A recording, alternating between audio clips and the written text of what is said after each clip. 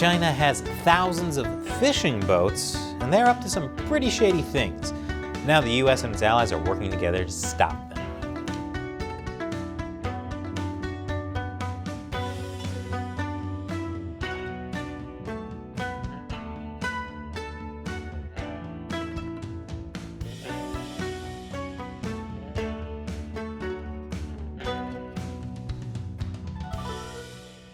Welcome to China Uncensored, and I'm Chris Chappell.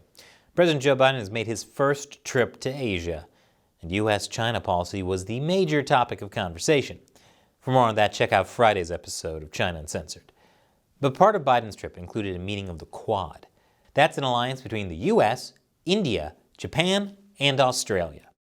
It's aimed at countering the influence of the Chinese Communist Party in the Indo-Pacific.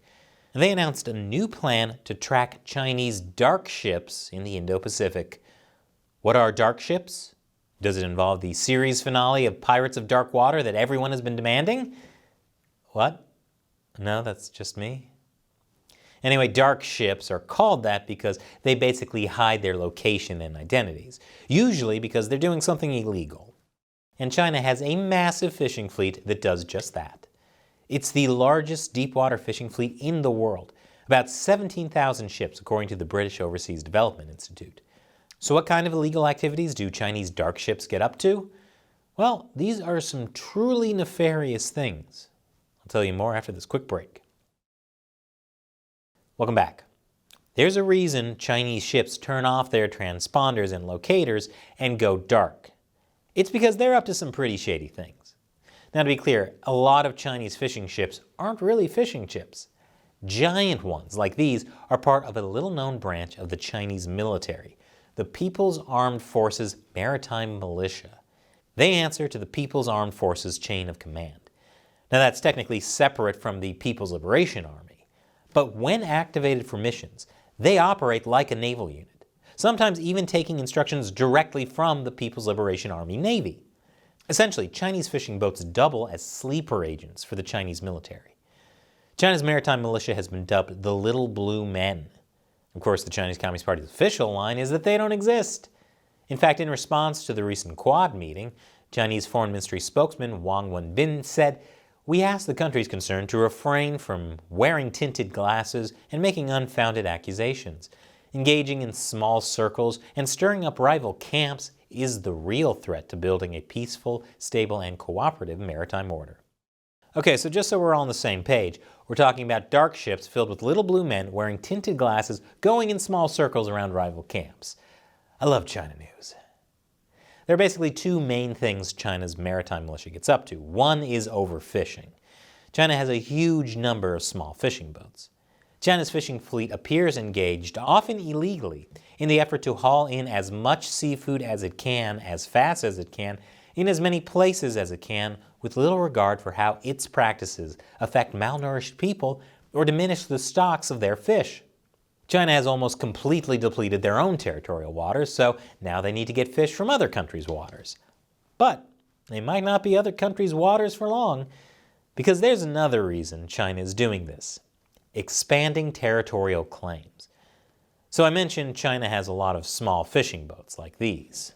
But they also have giant ones like these. They are not actually civilian fishing boats, they're officially part of China's maritime militia. They never fish, they just use fishing boats to monitor other fleets, run supplies, or ram other boats. For example, back in 2021, more than 200 of these Chinese maritime militia ships anchored at Whitsun Reef for months. They were patrolling in patterns that no normal fishing vessels would ever exhibit. That is to say, a significant portion of China's so-called fishing boats are actually sleeper agents for the Chinese Communist military. They're helping China slowly expand its territorial claims around the world, particularly in the Indo-Pacific. So how does the Quad plan to deal with it? More after this final commercial break. Welcome back. The Quad knows China's maritime militia, disguised as fishing boats, is a threat. And they've just announced a plan to track them. Now you might be wondering, these are dark ships. Aren't they hiding their location and identity so they can't be tracked? Well, the Quad has a plan. Over the next 5 years, the Quad members, the United States, Japan, Australia, and India, will share unclassified data they gather about these ships.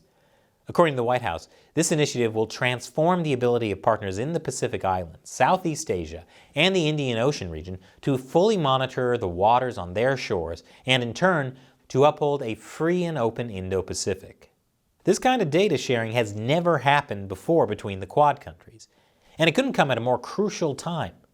The Solomon Islands has just signed a security pact with China that could put a Chinese naval base there, right on the doorstep of Australia and New Zealand.